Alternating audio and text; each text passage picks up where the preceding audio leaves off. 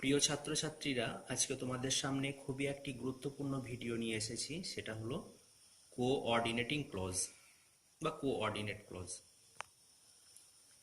Coordinate clause কাকে বলবে? Coordinate clause হলো সাধারণত দুটি সেন্টেন্স থাকবে বা দুটি সিম্পল সেন্টেন্স থাকতে পারে, বা সেটা কমপ্লেক্স সেন্টেন্সও থাকতে পারে। যখন দুটো সেন্টেন্স একটা কনজাংশন দিয়ে যুক্ত হবে তাকে বলবে কোঅর্ডিনেট ক্লজ। আমরা ডেফিনেশনটা একটু দেখে নিই। দেখো, কোঅর্ডিনেটিং ক্লজ হলো স্বাধীন ক্লজ, অন্য ক্লজের উপর নির্ভর করে না। কম্পাউন্ড সেন্টেন্সে দুই বা তার বেশি প্রিন্সিপাল ক্লজ বা কোঅর্ডিনেটিং ক্লজ থাকবে, আর এতে সাবঅর্ডিনেট ক্লজ থাকতে পারে, নাও থাকতে পারে। যখন দুটো সেন্টেন্সকে একটা কোঅর্ডিনেটিং কনজাংশন দ্বারা যুক্ত করা হবে তখনই সেটা কোঅর্ডিনেট ক্লজে পরিণত হবে। এখানে কোঅর্ডিনেট ক্লজকে আমি পক্ষান্তরে কম্পাউন্ড সেন্টেন্সও বলতে পারি। এবার দেখো, কোঅর্ডিনেটিং কনজাংশনগুলো একটু দেখে নাও। কোঅর্ডিনেটিং কনজাংশন যেমন হচ্ছে and, but, or, so, yet, both and, either or, neither নর, নট অনলি, বাট অলসো। এগুলো সব হচ্ছে কোঅর্ডিনেটিং কনজাংশন। এই কনজাংশন দিয়ে যখন যুক্ত হবে দুটো সেন্টেন্স তখন সেটা হবে কোঅর্ডিনেট ক্লজ। প্রথমেই চলে এসো, দেখো আমি একটা সেন্টেন্স লিখেছি, he sings and she dances. সে গান করে এবং সে নাচে। এখানে দুটো দেখো, এই বাক্য দুটো সম্পূর্ণ স্বয়ংসম্পূর্ণ বাক্য। বাক্য দুটো স্বয়ংসম্পূর্ণ বাক্য।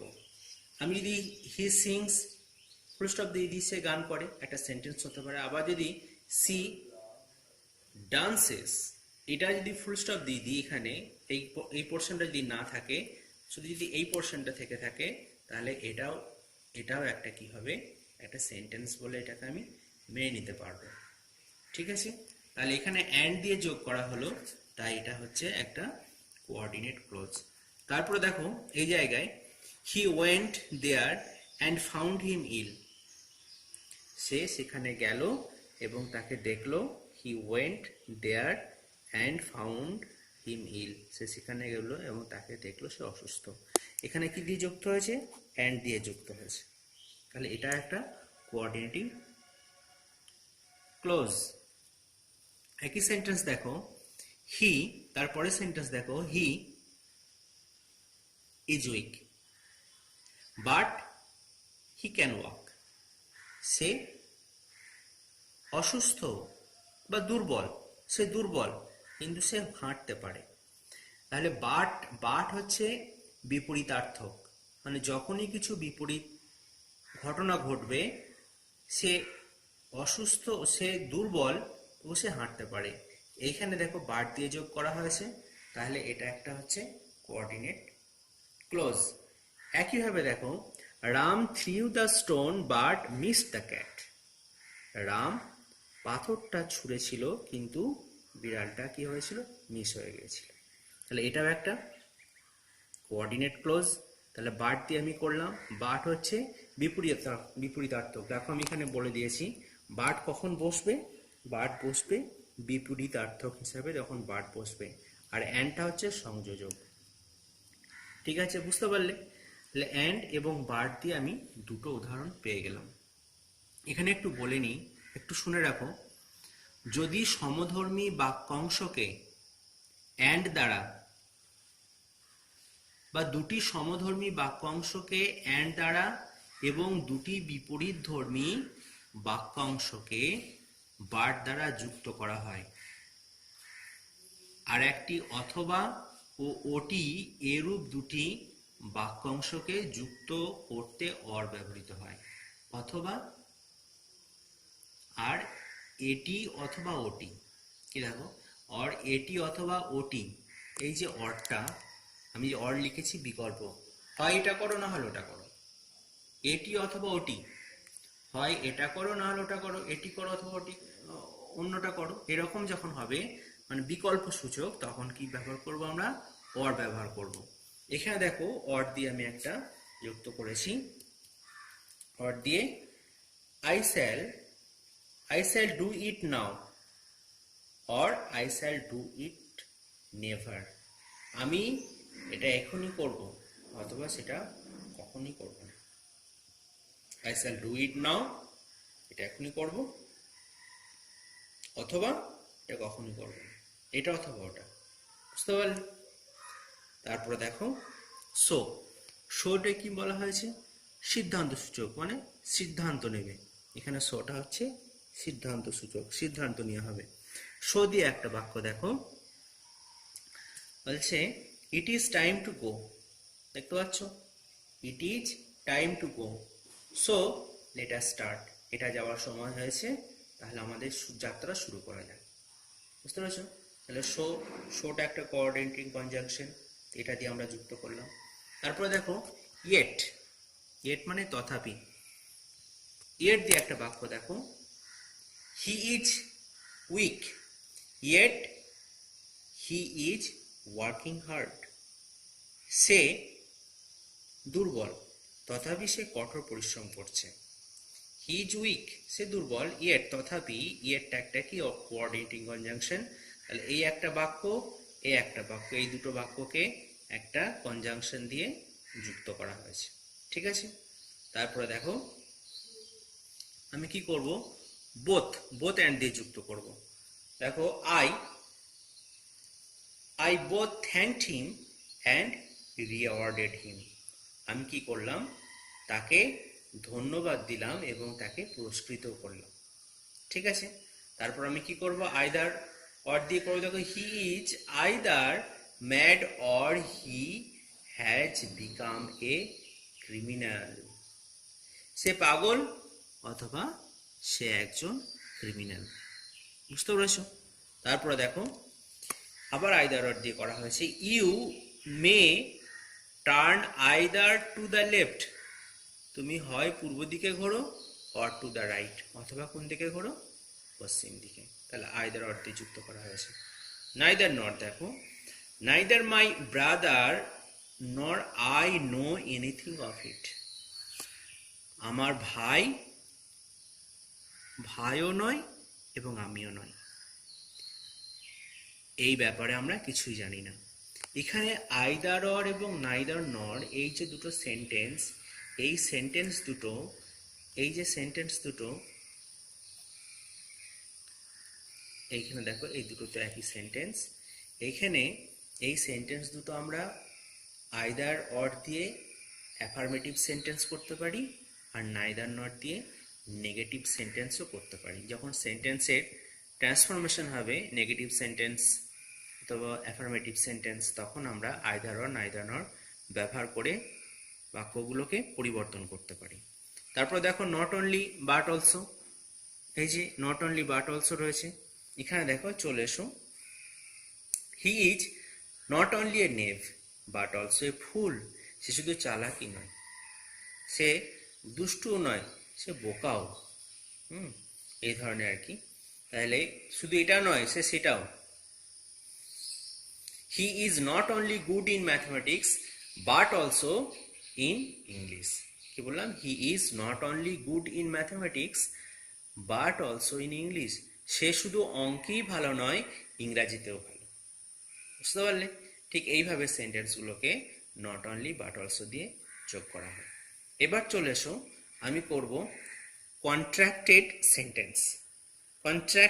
কন্ট্রাক্টেড মানে বাক্যগুলোকে কি করা হবে, সংকুচিত করা হবে, ছোট করে লেখা। আমরা জানি একটা সেন্টেন্সের দুটো পার্ট থাকে, একটা সেন্টেন্সের দুটো পার্ট। কি পার্ট? একটা সাবজেক্ট পার্ট আর একটা প্রেডিকেট পার্ট। সাবজেক্ট আর প্রেডিকেট। এখানে দেখো আমি একটা সেন্টেন্স লিখছি। সেন্টেন্সটা কি?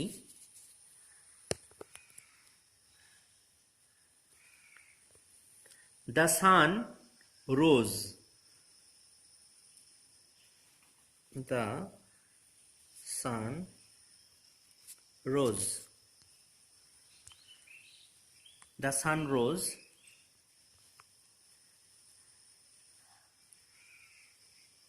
and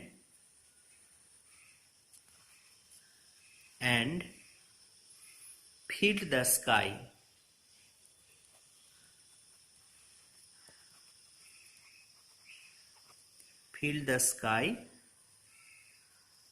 with light.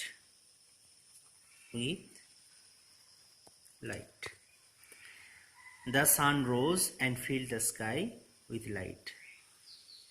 সূর্যটা কি হলো, উদিত হলো এবং আকাশটা আলোয় পরিপূর্ণ করে দিল। এই যে সেন্টেন্সটা দেখো, এই যে সেন্টেন্সটা এখানে হচ্ছে এটা কনজাংশন, দ্য সান রোজ, সূর্য উঠলো। তারপরে দেখো ফিল্ড, এইখানে কোনো সাবজেক্ট বসায়নি, তাই না? এইখানে সাবজেক্টটা অমিট হয়ে গেছে। এখানে সাবজেক্টটাকে অমিট করা হয়েছে, সাবজেক্টটাকে উজ্জ্ব রাখা হয়েছে। এই জায়গায় আমি কি বসাতে পারতাম? দ্য সান। এই জায়গায় কি বসাতে পারতাম? ঠিক এই জায়গাটায় দ্য সান, এই জায়গাটায় দ্য সান বসাতে পারতাম। বুঝতে পারলে? এই জায়গাটায় তাহলে the sun rose and the sun fill the sky with light.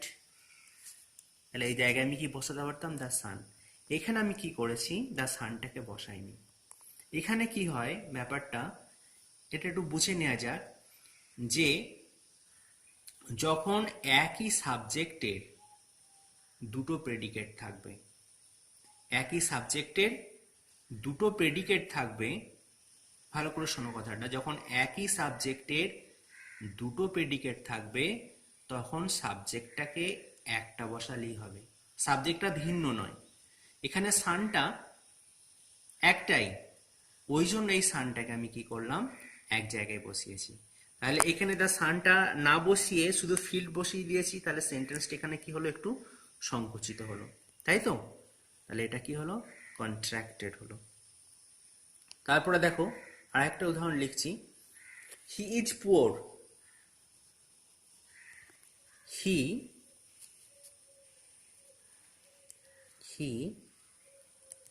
Is poor, সে হচ্ছে হি ইজ পুয়ার, সে গরিব বা দরিদ্র। বাট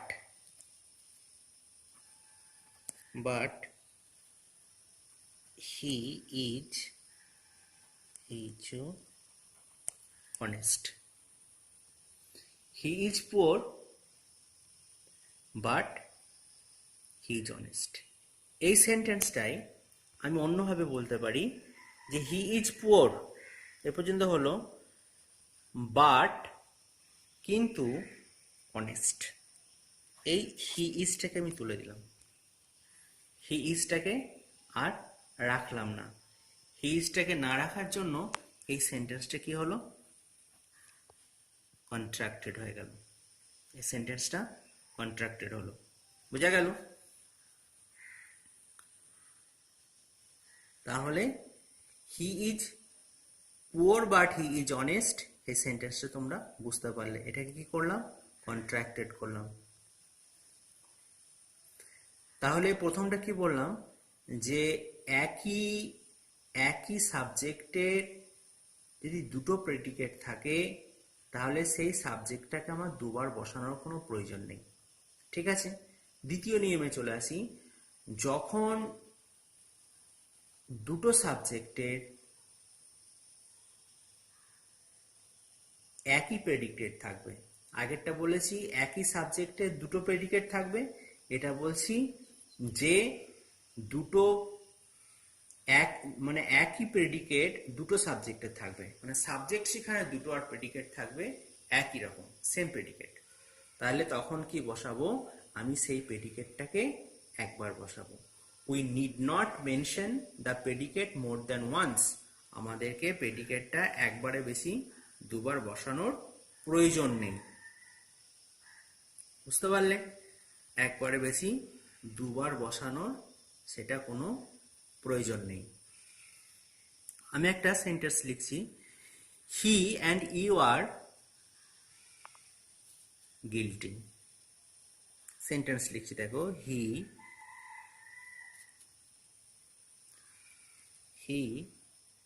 অ্যান্ড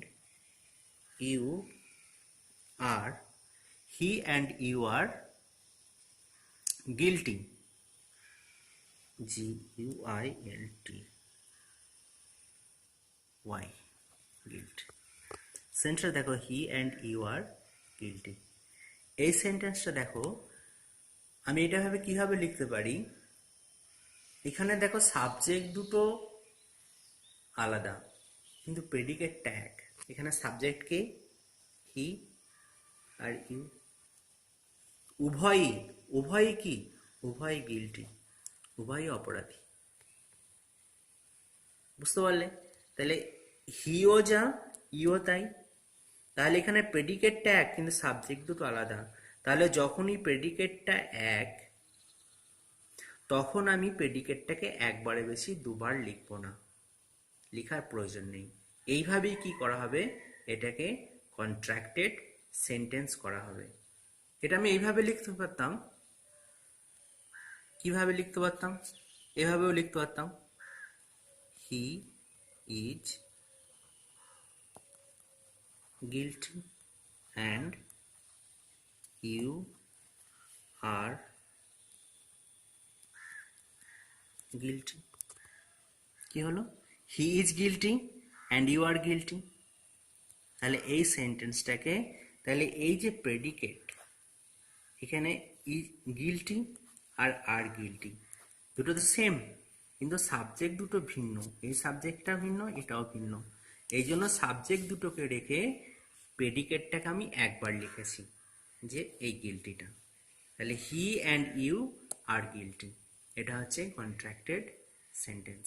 বুঝতে পারলে? এই সেন্টেন্সটা হচ্ছে কন্ট্রাক্টেড সেন্টেন্স। এইবার আমরা একটু অন্য জায়গায় চলে যাব।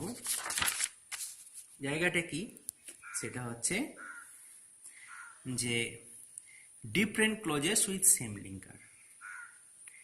একই রকম বা একই সংযোজক দিয়ে আমরা বিভিন্ন ক্লোজ তৈরি করতে পারবো। শুধু লিঙ্কারের অবস্থানটা আমরা শুধু চেঞ্জ করব। লিঙ্কারটা কখনো ইউজ করব ভার্বের আগে, কখনো ইউজ করব নাউনের আগে, নাউনের পরে, কখনো ইউজ করব অবজেক্টের পরে, কখনো প্রিপোজিশনের পরে। এইভাবে আমরা কি করব, বিভিন্নভাবে পরিবর্তন করতে পারি। দেখো, প্রথমে আমি দ্যাট দিয়ে করাবো, মানে একই লিঙ্কার কিন্তু ক্লোজ হয়ে যায় বিভিন্ন। দ্যাট দিয়ে করাচ্ছি। দেখো, আই নো, আমি জানি, that he is honest, he is honest. I know that he is honest. দ্যাটটা হচ্ছে লিঙ্কার, তাই তো? দ্যাটটা হচ্ছে লিঙ্কার। এই লিঙ্কারটা ভার্ব, এটা হচ্ছে ভার্ব, নোটা ভার্ব, নো এর পরে বাকি অংশটা নিশ্চয়ই সাবঅর্ডিনেট ক্লোজ। তাহলে এখানে কি করছে, নো ভার্বের অবজেক্ট হিসাবে কাজ করছে বাকি অংশটা, এটা অবজেক্ট হিসাবে কাজ করছে, নো ভার্বের অবজেক্ট হিসাবে কাজ করছে। তাহলে এটাকে আমরা কি বলতে পারি, নাউন ক্লোজ। ঠিক আছে, এটা হলো নাউন ক্লোজ। আবার দেখো, I know the boy who is honest. আমি বালকটাকে চিনি, I know the boy who is honest. বয়টা কি, বয়টা তো নাউন, আর হুটা কাকে বিস্মৃত করছে, এই বয়কে।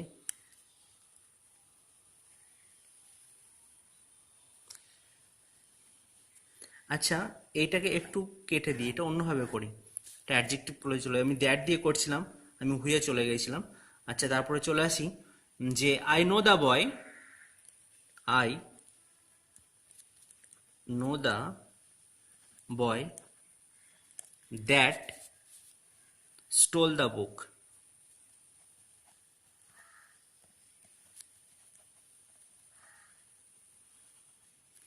I know the boy that stole the book. আমি ছেলেটাকে চিনি যে বইটা চুরি করেছে। তাহলে দেখো, আই নো দ্য বয়, এই যে দ্যাটটা কাকে কোয়ালিফাই করছে, এই বয়কে, তাই তো? বয়কে কি করছে, কোয়ালিফাইং দ্য বয়। তাহলে যখনই দ্যাটটা একটা নাউনকে কোয়ালিফাই করছে তখন এটা কি ক্লোজ হবে, অবশ্যই এটা অ্যাডজেক্টিভ ক্লোজ হবে। বুঝতে পারলে? Qualifying the boy, that is qualifying the boy, বুঝতে পারলে? তাহলে এটা হলো অ্যাডজেক্টিভ ক্লোজ। তাহলে এখানে আমি দ্যাট বসিয়ে পেয়েছি নাউন ক্লোজ, আবার এখানে দ্যাট বসিয়ে পাচ্ছি এটা অ্যাডজেক্টিভ ক্লোজ। বুঝতে পারছো? এইভাবে পরের উদাহরণে চলে এসো হায়ার। হায়ারে দেখো, হায়ারটায় দেখো, I know where he lives now, আমি জানি সে এখন কোথায় বাস করছে। তাহলে নোটা কি, নোটা ভার্ব, নোটা ভার্ব। তাহলে এই ভার্ব, ভার্বের পর এটা কি, ভার্বের পর এটা অবজেক্ট, ভার্বের পর এটা অবজেক্ট।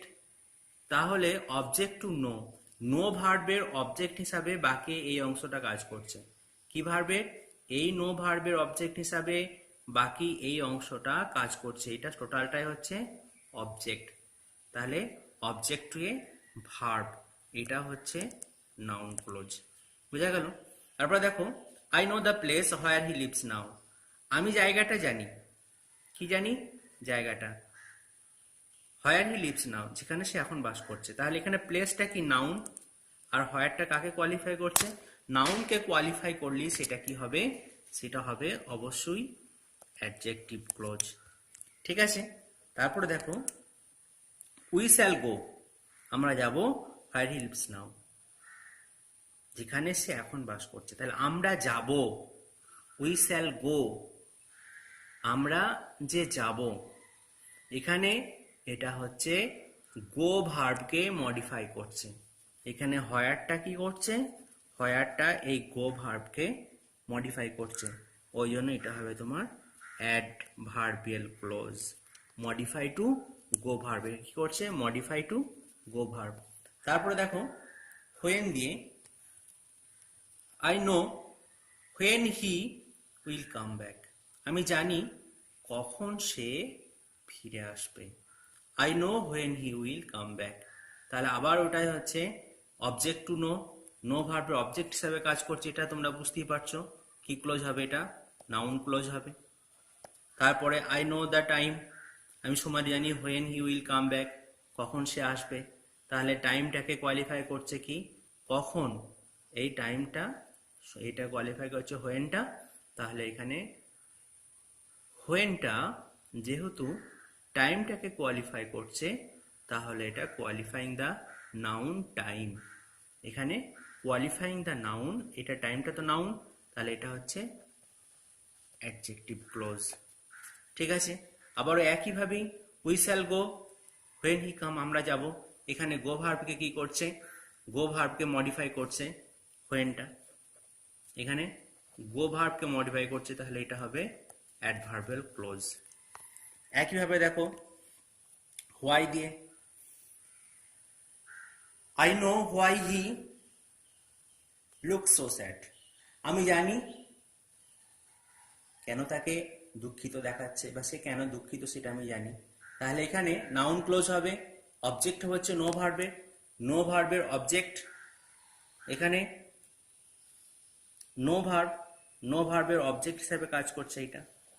তাহলে এটা হবে তোমার নাউন ক্লোজ। তারপর দেখো, আই নো দ্য রিজন, আমি কারণটা জানি, why he look so sad, সে কেন বেশি দুঃখিত। তাহলে এই যে রিজন, এই রিজনটা কি, এই রিজনটা হচ্ছে তোমার নাউন। তাহলে qualifying the noun reason the why, why কি করছে, নাউনকে কোয়ালিফাই করছে, এটা হচ্ছে অ্যাডজেক্টিভ ক্লোজ। তারপরে দেখো হু,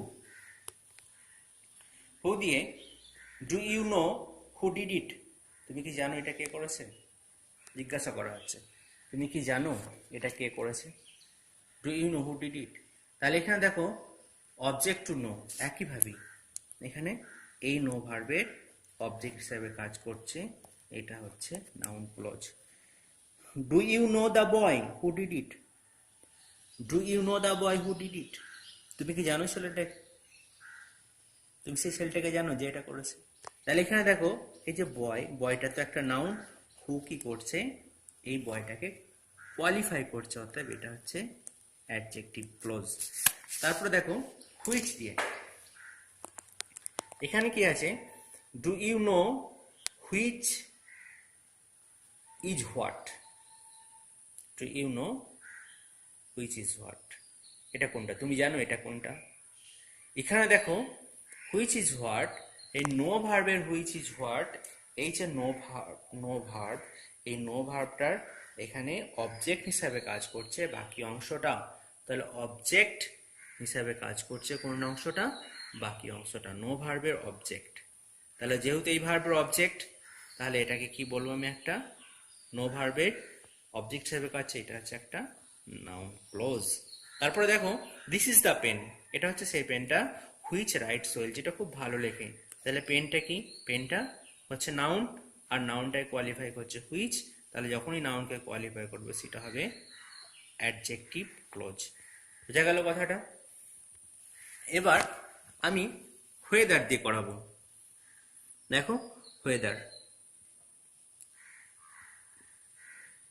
I asked her whether she would do it or not.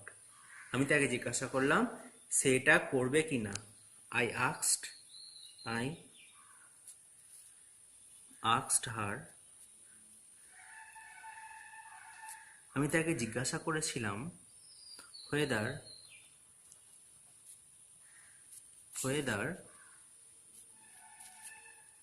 she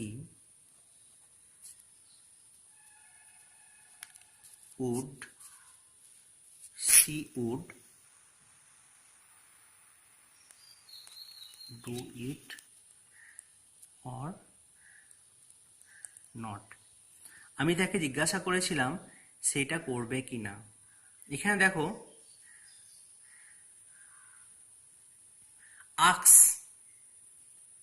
আক্স যে ভার্বটা রয়েছে, আক্স, এখানে কি হচ্ছে, object two A transitive verb, object to A transitive verb. Object কি, এই যে ভার্বটা, ভার্বে কি রয়েছে, একটা অবজেক্ট রয়েছে, তাহলে verb with object is called transitive verb and verb without object is called intransitive verb.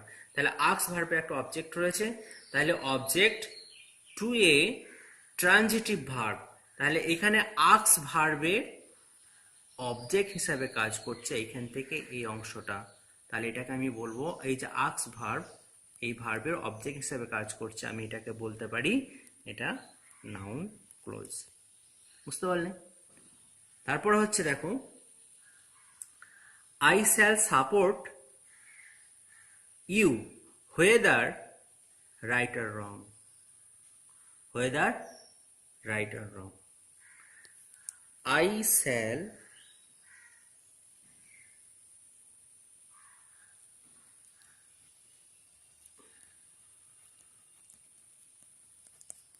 shall support you whether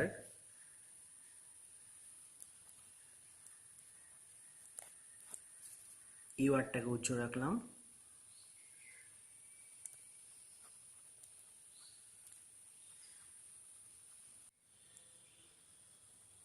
দেখো weather দিয়ে আর একটা উদাহরণ তোমাদেরকে দিই, I shall support you whether you are right or wrong.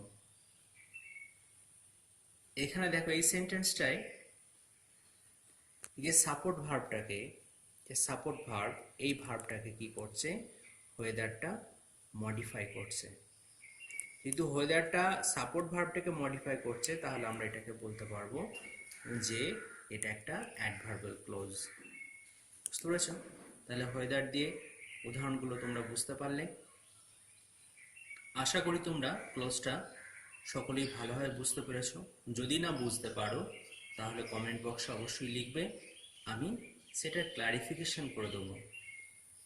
এর পরের ভিডিওতে আমি নিয়ে আসবো তোমাদের জন্য participle phrases and non finite clauses. Participle phrases এবং নন ফাইনাইট ক্লোজেসটার পড়ানোর আগে আমি তোমাদেরকে অবশ্যই বলে দেবো ওর সঙ্গে ভার্বাল নাউন, জিরান্ড এবং পার্টিসিপল কাকে বলে।